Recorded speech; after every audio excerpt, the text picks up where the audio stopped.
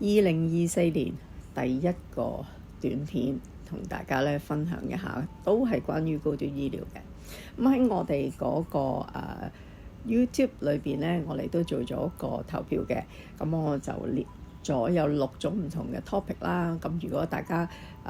想我哋講邊類嘅 topic咧，就喺嗰度投票。咁我哋就會講多啲嗰方面嘅內容嘅。今日咧，我咧就會講下關於某個人客喺上年啦，就一路肺癌咁嘅醫治中。咁佢咧就係大約7年前度啦，就買咗環球版不保美國私家病房有墊底肺版本嘅高端醫療嚇。咁當然佢普通嘅轉 plan 都係喺我度買啦嚇。客人咧都而家住咗個零月嘅私家病房啦嚇。咁我哋喺上個月批嗰個預先批核咧，都批咗成97萬係啦。俾佢去做電療嗰個治療嘅。當中咧有一個插曲我都覺得好值得同大家去分享下嘅，就係咧我呢個客人咧，佢就啲朋友咧就去探佢啦。咁見到哇私家病房都幾舒服喎。咁你究竟每個月供緊幾多錢保費啊？點解可以即係而家叫重病，但係都可以住到私家病房？我個客人佢就係住法國醫院嘅。咁因為咧佢哋係虔誠嘅天主教徒啦。咁法國醫院入邊咧就亦都有一啲祈禱嘅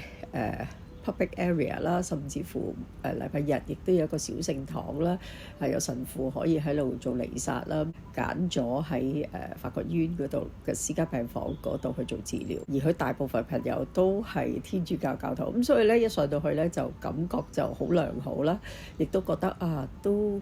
好舒服喎嚇。咁當佢哋知道咧個人客咧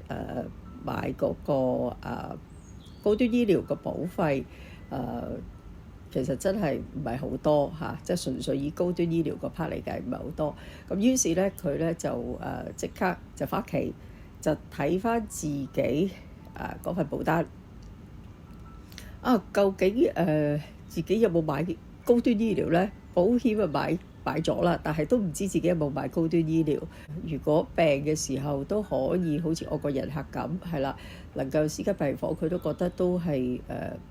對自己好啲啦咁於是咧就我個客人就推薦咗我俾佢幫佢睇一睇啲保單啦 ，WhatsApp 啲資料俾我睇嚇。原來呢個客人咧佢就買咗危疾現金嘅基本計劃啦，有儲蓄成分啦，多次賠償嘅危疾嚟嘅係啦。咁跟住咧就再加咗嗰個高端醫療墊底肺版本嚇。咁另外有少少意外保險咁啦。咁個人客咧都40幾歲㗎啦嚇。咁佢一年咧個保費咧就俾緊5萬零蚊。佢就覺得咦我俾緊5萬幾蚊，究竟我有冇得可以住私家病房咧？咁原來咧佢買嗰個高端醫療咧係一個2人病房亞洲版有墊底肺版本嘅高端醫療嚟嘅。咁我就講俾佢聽，我話你嗰個計劃咧，第一你已經買咗高端醫療啦，係啦，放心可以有出院免找數服務。不過咧你嗰隻咧係亞洲版，同埋係2人病房。咁唔好彩真係有大病嘅時候咧，就只能夠選擇2人病房。個客人咧就覺得哇，我每年俾緊5萬幾蚊都住唔到私家病房咁好似唔係好抵喎嚇。哇！我大部分錢都去咗個危疾現金嗰個多倍嘅儲錢基本計劃裏邊，會唔會冇乜用㗎？嗰個額又唔係好大。即時嘅客人有呢個反應我就即刻回覆個客人，我話你個顧問咧幫你設計呢個計劃咧係設計得非常之好㗎。你千祈唔好覺得自己咧俾緊5萬蚊都住唔到私家病房，就覺得嗰個基本計劃多賠嗰個現金保障係冇用嚇。因為我聽佢嘅語氣咧，佢就覺得不如 cut 咗嗰個啦，都冇用嚇。就算我而家 upgrade 去私人病房嘅墊底費版本高端醫療都唔係好貴啫嘛嚇，點解要俾咁多錢落去咧嚇咁樣？咁我第一啦，唔想個人客覺得個顧問係設計錯個計劃俾佢，其實佢個顧問係設計得係適當㗎嚇。咁我就解釋俾個人客知咧，我話多次賠償嘅危疾現金保障個好處咧就係，當一個人客患重病嘅時候咧，有好多事情咧喺高端醫療西醫醫學裏邊咧，嗰種保單咧係賠唔到嘅。舉個例子例如可能要做一啲自然療法啦，有啲人客甚至乎我話出入又要搭的士啦，係啦，因為都好辛苦啦，見到佢哋屋企又要買空氣清新機啦，係嘛，令到個空間會好啲啦。咁又要請一啲鐘點，如果你冇用開工人，又要請一啲鐘點翻嚟啦，即刻去處理好屋企嗰啲嘢啦。因為屋企人又要照顧佢，都又要翻工，咁可能要臨時請一啲我哋叫做幫手打理家務嘅人啦。有時有啲人可能會信中醫啦，係啦，去用中藥啦。咁我亦都講過自己當時我媽咪嘅例子啦，係啦，咁我哋即刻裝修屋企整好晒所有嘢，嗰度都使咗唔少錢，係啦，因為想佢嗰個環境乾淨啲，唔想佢咁容易感染到其他細菌，係啦。咁我話呢啲全部咧喺高端醫療裏邊咧係保障唔到㗎，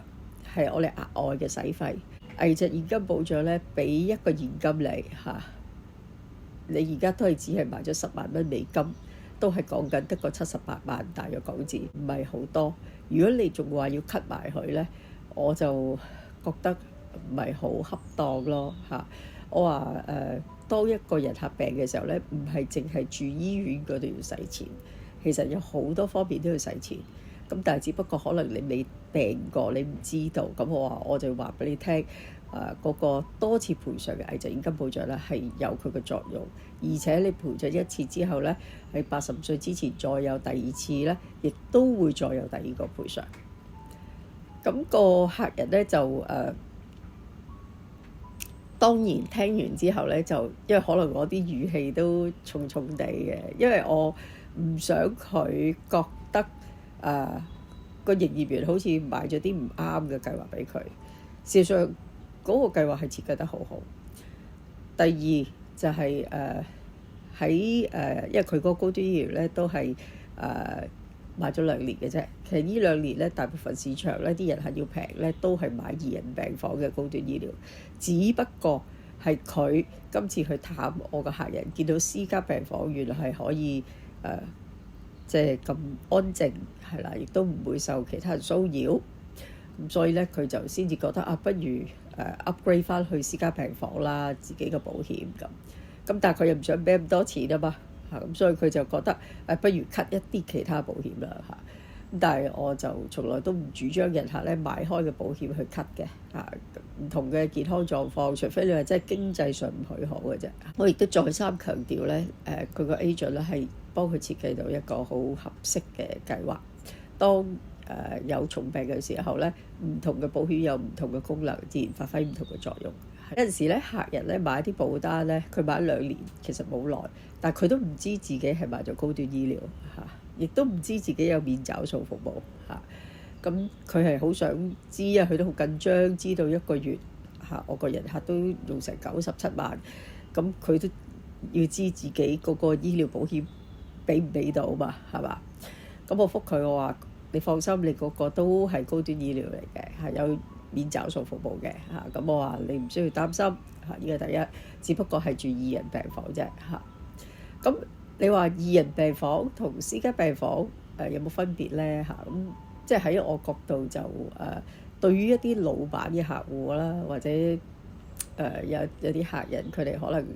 比較有明星嘅咧名氣嘅咧，佢哋就事實上真係想私人度高啲咧，就真係貴啲，佢哋都會買私人病房嘅亦都有人客 feedback 過俾我知，就係始終你2人病房咧就有另外一個人喺度，咁嗰個人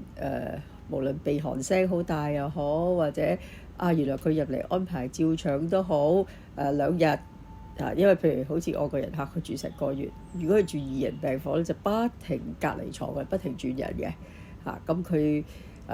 即係唔同時候都要適應唔同嘅叫隔離床嘅病人啦。咁事實上係真係有啲分別嘅，咁一分錢一分貨啦。我自己覺得買保單我哋係講量力而為，不過當用到嘅時候咧，客人就當然想病嘅時候可以病得舒服啲啦，對自己好啲啦所以今日咧我都提大家好多人客咧，因為自己未大病過咧，當然首重要我哋就安排咗醫藥費先，西醫嘅醫藥費不過咧，經濟能力、健康能夠許可嘅話咧，我都會建議佢哋咧即係喺嗰個多次賠償嘅危疾現金裏邊咧，都買到都買咁呢個對佢哋咧都係有更全面嘅保障。如果大家都覺得我哋今日呢一個短片係啦個內容係對你有啟發嘅咧，就記得俾心心我哋啦，係啦，同埋多啲幫我哋 forward 俾朋友去訂閱啦我哋都希望可以一路保持係啦，俾到最 update 嘅資訊大家。因為保險頻道咧，事實上好冷門嘅係啦，有陣時客人都會覺得係悶啦，到佢真係遇到問題嘅時候，咁佢先至會去留意啦。我哋嘅訂閱嘅速度咧就普普通通嘅啫咁真係需要大家嘅支持係啦。我哋希望有多角度保險嘅資訊能夠俾到所有投保人希望大家支持我哋嘅頻道啊！